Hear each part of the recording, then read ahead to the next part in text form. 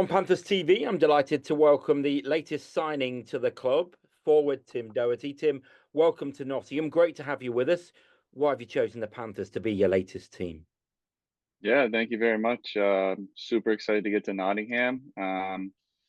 Just for many different reasons. Talking to guys who have played for Danny before, talking to guys who have played in Nottingham before, and just kind of doing my own research on the team and the city.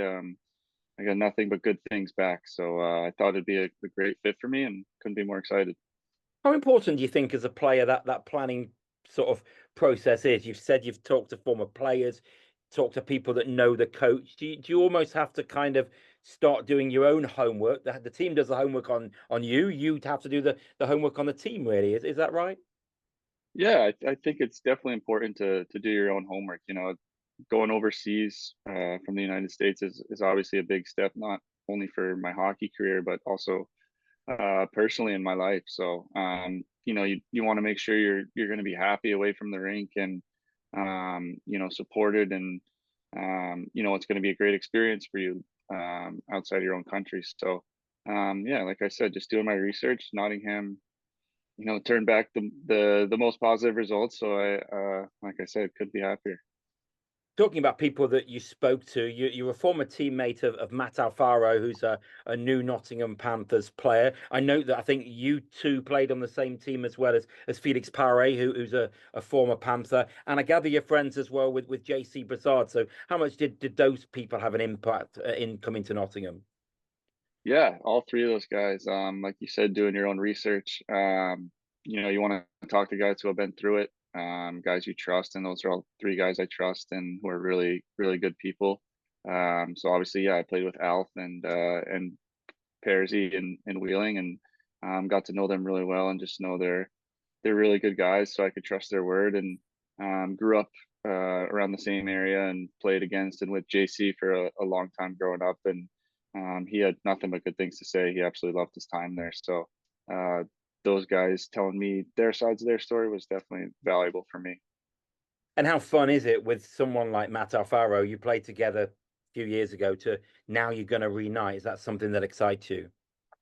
Yeah, definitely. It's always a little easier going to a new team, having someone you know and have played with before, and just knowing Alf as a player and a person. I couldn't be happier because he's, first of all, on the ice, he's such a good player. He's going to be such a good value for our team, and off the ice, just as good a guy. So those are the people you want to be surrounded by, and I'm looking forward to seeing Alf soon. Just touch on your career so far. Obviously, you started in college hockey in the NCAA before becoming pro. I think in your final year at Penn State. How did you find college hockey? How much was that into an introduction into becoming a hockey player? Yeah, college hockey was, I want to say the best 4 years of my life. I absolutely loved it. Um, I thought it was great competition, and it made me grow as both a player and a person. And wouldn't change anything for the world. I played at both Maine for 3 years, and then I did my graduate year at Penn State, and they're both such incredible experiences. Two very different places, but um, got nothing but great things to say about college hockey.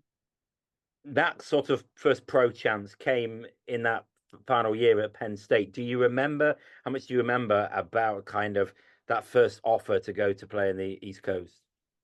Yeah, it was definitely a weird year. It was that COVID year, so um, you were missing games, and it was just a weird season in general at Penn State. But at the end, there was an opportunity to go play in the Coast, which was a really, really good league that year, just because there was so many restrictions and whatnot. So the league was loaded, and um, just getting kind of thrown into the fire was a really good experience for me, and definitely made me grow up a little bit as a player in person. So it was good. Obviously, you spent most of your career in North America around the East Coast leagues where your majority of the hockey has been. But last season you had a nearly very successful season in Cortina. I look and you took them, helped take them to the final of the playoffs. We'll touch on that in a moment. But what made you decide change from North America to go to Cortina last season? Yeah, it was last year's a bit of an odd season for me. Kind of starting in the American League and then down in the East Coast League, and To be honest, I kind of just wanted a little bit of a change, and I wanted to see what the European game was all about. And I had a really good friend over in Cortina, and the timing just happened to work out that they needed a forward. So I went over there, and it was an amazing experience, amazing place. I'm very happy I did it, and kind of got to see a different part of the world, and experience the culture of Italy was something really cool. And yeah, in terms of hockey, just getting to play on the big ice, seeing how it's a little different than over here in the United States. So it's a good experience, and happy I'm going back overseas. Yeah, looking at the stats, you obviously had a great playoff run, not just as a team, but personally getting to the finals and just before losing out in that series in the final. How fun was that playoff run, even though you didn't quite get over the line?